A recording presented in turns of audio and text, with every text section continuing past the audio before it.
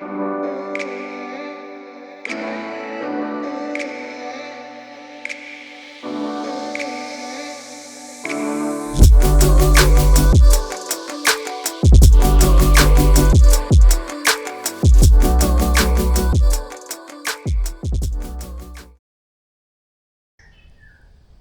for joining me.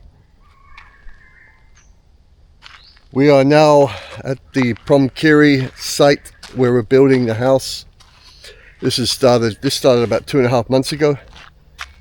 And I'll walk you down there in a second and show you.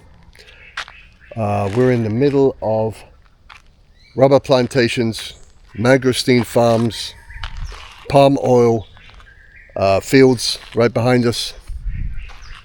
It's on a very quiet sort of country road here. Now and again you get a few people on motorbikes. Every hour or so they'll come past, but it's pretty quiet around here. This is the deep well. We had this dug a couple months ago as the builders obviously needed access to water. So this is where we are with this at the moment. This looks like it could be reattached. Yeah, this is the remains of the campsite that some of the builders were living on site for some time, and they're starting to they've already begun dismantling this. What I don't get, obviously, when people work on other people's land, you know, why they have to leave all their trash behind like this. I mean, anyway, it is what it is, right? So yeah, I mean, it still looks a hell of a lot like a building site, but you can understand the kind of why we like this spot. Come around the back here, you can see where they put in the pipes for the bathroom. Around here, got your septic tank, got your grey water tank. The funny thing about building here in Thailand, they do things a little different. I mean, I'm no expert builder, but these are the bricks they always use when you're putting up you know, on the outskirts of a shower or bathroom. It helps to deal with all the moisture, I suppose. So I'm going to come through the back door of the kitchen here. We have a back door right here. And there will be some steps going down. You come in here. This is your kitchen space. Wiring's in. This is going to be the kitchen window, where the sink will be here, about here, looking out. And the kitchen cooking hob, etc., will be over this side. If you turn around here, you've got a little laundry room with 2 windows. That's all wired up, ready to go get rendered. This is going to be another room that's going to be used for probably multi-use, storage, perhaps an office, who knows, maybe some kind of a dry store for the kitchen. It could have multiple uses, this room, but I think it's going to be very useful. Come out again into the kitchen. Fridge will be on this side. And then we enter into the living space. 2 windows over here.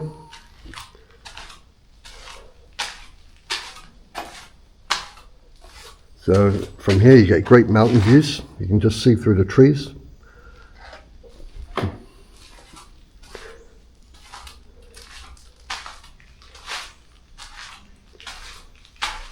This is going to be essentially a second bedroom. I would imagine that's probably what we'd use it for most of the time.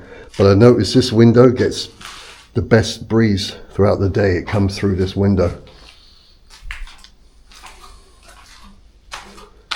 This is our bathroom. Still yet to be rendered.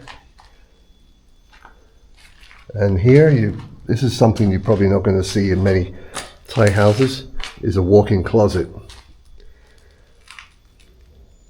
The master bedroom, coming in here, decent size, 2 windows with fixed glass that you kind of open.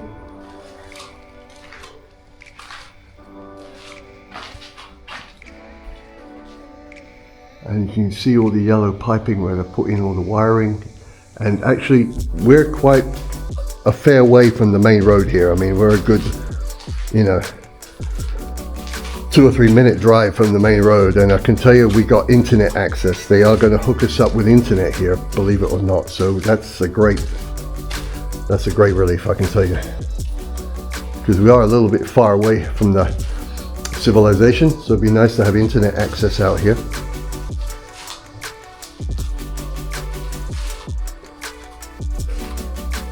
Here you have the main entrance onto the terrace. This is all going to be tiled here. The steps going down, and you're going to have a roof extended out to the very edge here. You're going to have electricity for fans or whatever you want out here, charging, outdoor lights.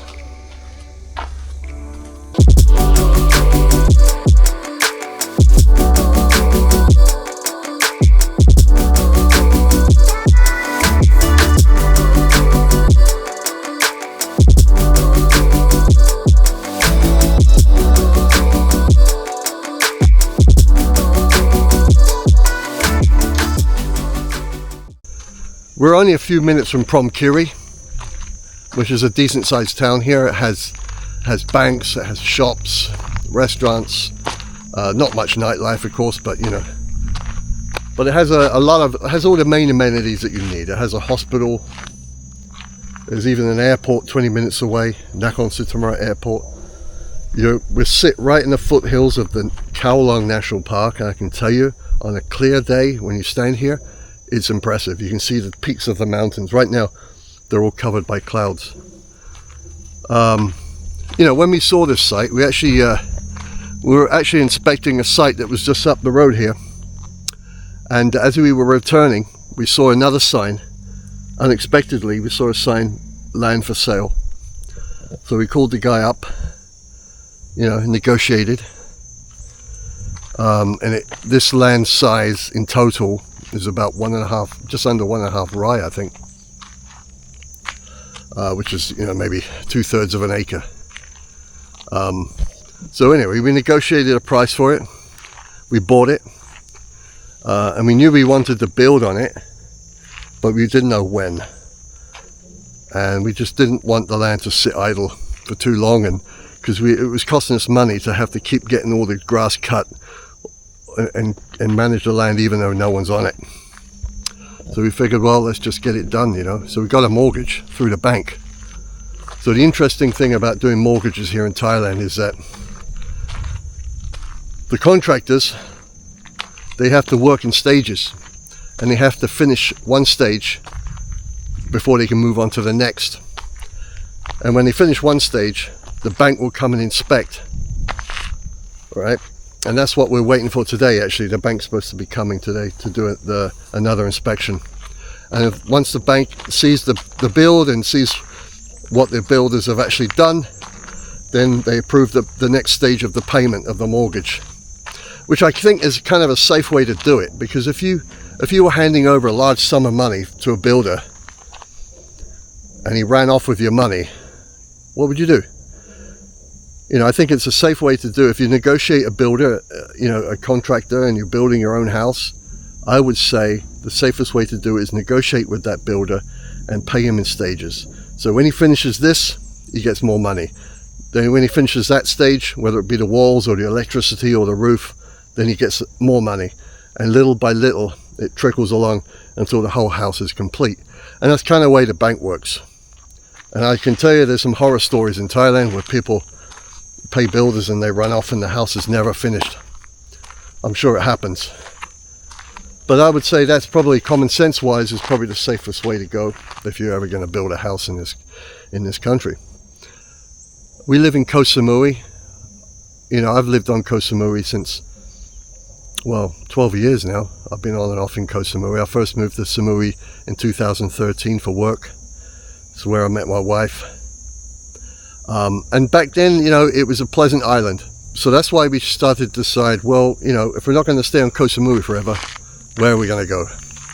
We came to visit a place called Khao Luang Park, which is in the same province, a few miles west of here.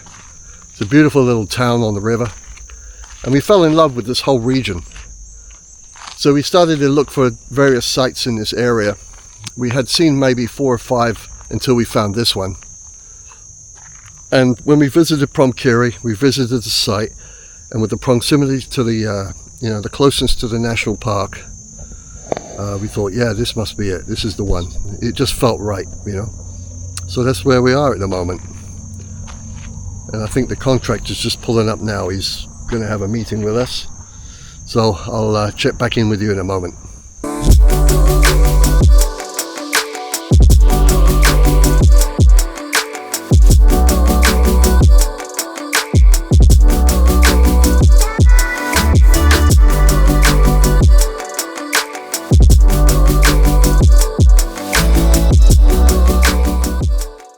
You can see behind me, there's rubber trees, coconut fields.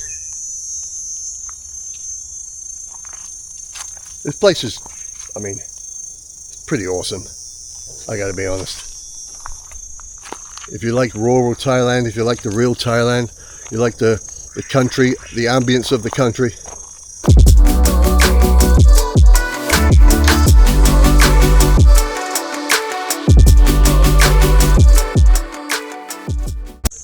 Alright, so the project manager of the company just left. We had a few points to make regarding the electricity sockets, and we have to add some additional sockets to the bedroom because they only put 2 in there and we need 4 in total. So now the next stage is just for the bank has to come here. They have to do their evaluation. If they're happy with it, then they transfer the next stage of the mortgage to us, and then we transfer it to the contract company, and then they proceed with the next stage of the building. So that's how it works, you know, one stage at a time, little by little. We are coming to the end of July now, so we're probably going to be, I'm hoping by end of September, early October, because the rain season here comes October, November. And you don't want to be walking around here when it's rainy, I can tell you. But keep checking the channel for updates. And if I have any updates, obviously I'll post it. So keep watching. Talk to you soon.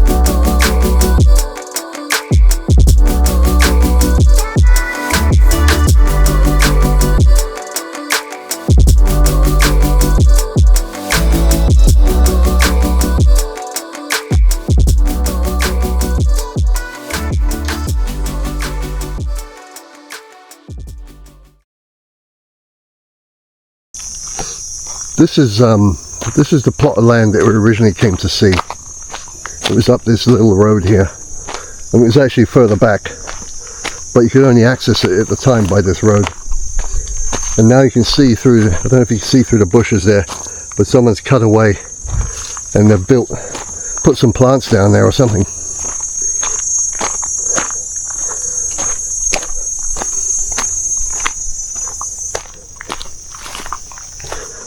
Yeah, I suppose the whole thing that motivated us here to build a house was precisely what you hear around me. Hardly anything.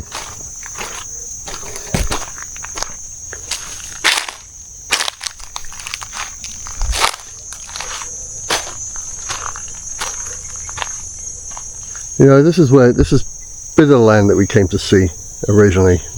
Somebody was selling this, obviously they've sold it. All this is new. They put up a fence here. But this is where we came originally, and it was only on the way back when we were leaving, heading out, that we saw the land that we have now, where we decided to build. So it was quite by chance. It was a complete accident. We weren't even looking for it really. We just happened to see it, and we made some inquiries. You know, it was the right size for us. I mean, it was a bit of a jungle at the time. We had to, you know, get some people to cut back a lot of the bushes and stuff. But what I like about this land here, it has a lot of potential. You know, it's big enough that you can grow some fruit trees, put a fence around it if you need to. So there's a lot of positives with building out here. 20 minutes to an airport, like I said. Yeah. There goes your noisy neighbors. So this is the rubber tree farm here that sits on the boundary of the land. On this side, as you head towards the house, this is all mangosteen farm, which actually the people that own this mangosteen farm are the ones that sold us this land, because their farm used to be on this side. This all used to be a mangosteen farm here, but then local authorities came in and created a road right through the middle. So they had no use for this land once the road was in place. They couldn't use it. It was too small to have anything growing here, productive, at least from a commercial sense. So they ended up selling it.